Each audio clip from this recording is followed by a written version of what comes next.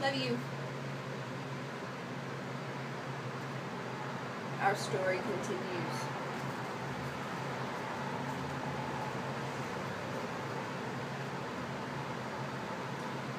The boy went to his room and packed his belongings. They filled 3 sacks. As he was leaving, he saw in the corner of the room his old shepherd's pouch. It was bunched up. He had hardly thought of it for a long time. As he took his jacket out of the pouch, thinking to give it to someone in the street, the 2 stones fell onto the floor. Urim and Thummim. I'm sorry, I struggle with that word. Mimium. It made the boy think of the old king, and it startled him to realize how long it had been since he had thought of him. For nearly a year, he had been working incessantly, thinking only of putting aside enough money so that he could return to Spain with pride. Never stop dreaming, the old king had said. Follow the omens. The boy picked up Urim and Thummim,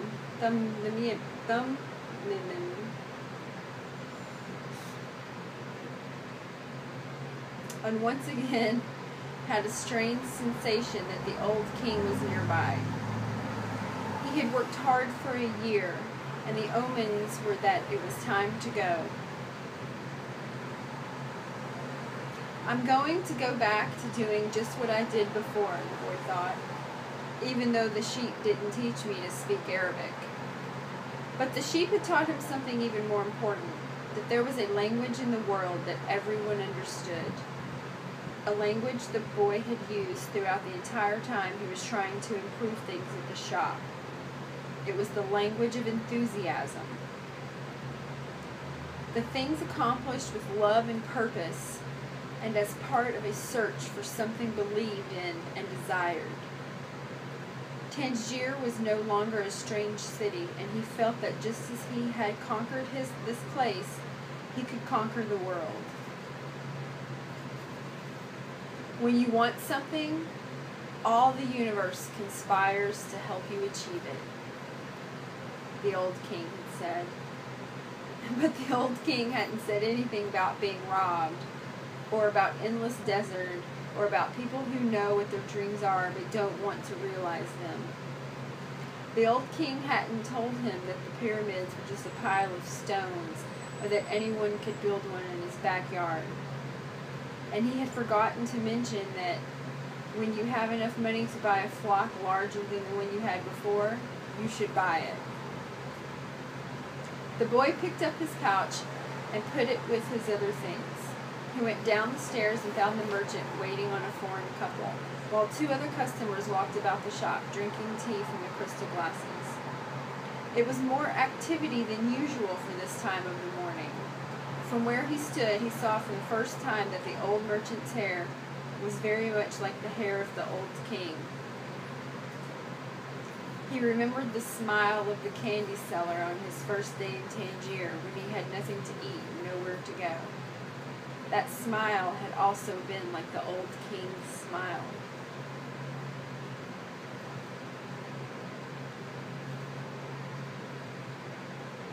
It's almost as if he had been here and left his mark, he thought.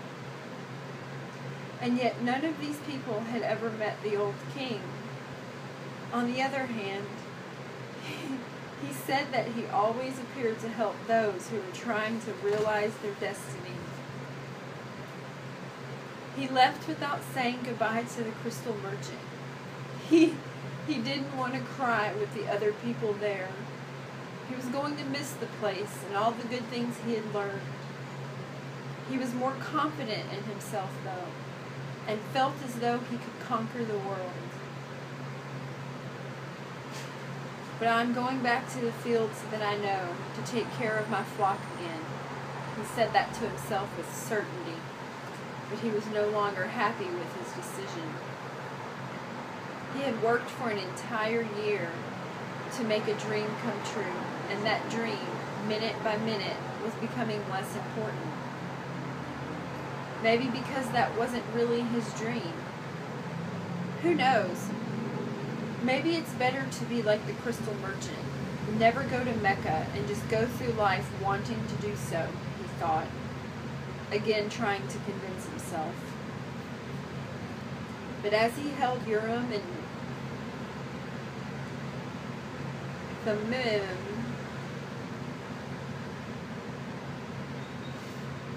in his hand, they had transmitted to him the strength and will of the old king. By coincidence, or maybe it was an omen, the boy thought. He came to the bar he had entered on his first day there. The thief wasn't there, and the owner brought him a cup of tea. I can always go back to being a shepherd, the boy thought. I learned how to care for sheep, and I haven't forgotten how that's done. But maybe I'll have another chance to get to the pyramids in Egypt.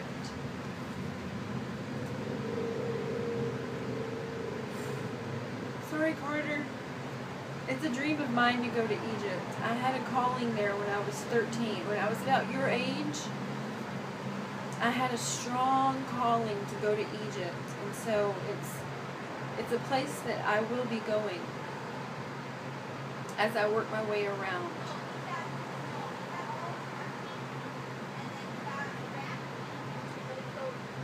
The old man wore a breastplate of gold, and he knew about my past. He really was a king, a wise king. The hills of Andalusia were only 2 hours away, but there was an entire desert between him and the pyramids. Yet the boy felt that there was another way to regard his situation. He was actually 2 hours closer to his treasure. The fact that the 2 hours had stretched into an entire year didn't matter. I know why I want to get back to my flock, he thought. I understand sheep.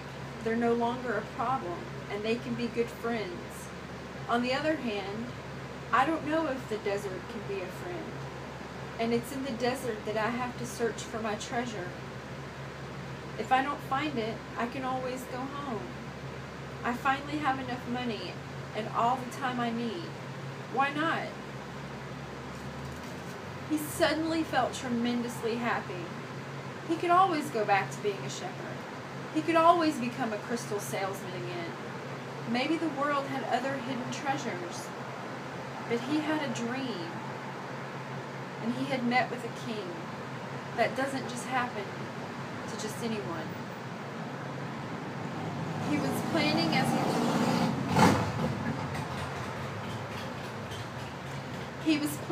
he left the bar. He had remembered that one of the crystal merchant suppliers transported his crystal by means of caravan that crossed the desert. He held Urim and Thummim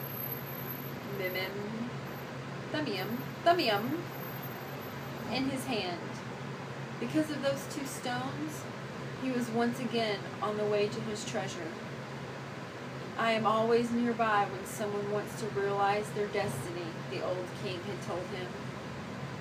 What could it cost to go over the supplier's warehouse and find out if the pyramids really were that far away?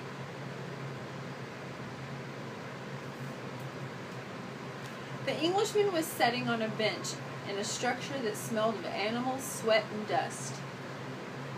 It was part warehouse, part corral. I never thought I'd end up in a place like this, he thought. He leafed through the pages of a chemical journal. 10 years at the university, and I am here in a corral. But he had to move on. He believed in omens. All his life and all his studies were aimed at finding the one true language of the universe.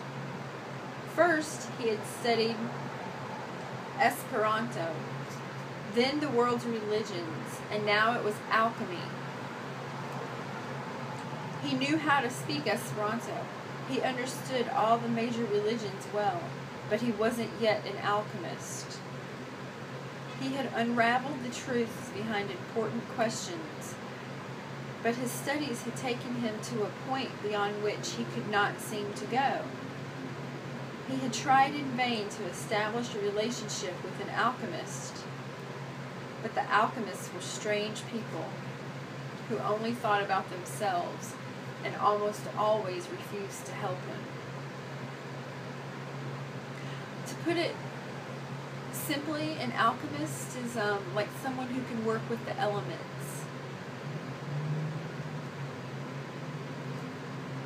It's deeper than that, but that's a simple translation. Working with the elements. Who knows? Maybe they had failed to discover the secret of the masterwork, the philosopher's stone, and for this reason kept their knowledge to themselves. He had already spent much of the fortune left to him by his father, fruitlessly seeking the philosopher's stone.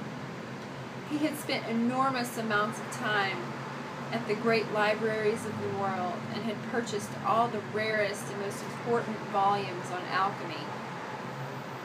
In one, he had read that many years ago a famous Arabian alchemist had visited Europe. It was said that he was more than 200 years old, and that he had discovered the philosopher's stone and the elixir of life. The Englishman had been profoundly impressed by the story, but he would never have thought it more than just a myth, had not a friend of his, returning from an archaeological expedition in the desert, told him about an Arab that was possessed of exceptional powers.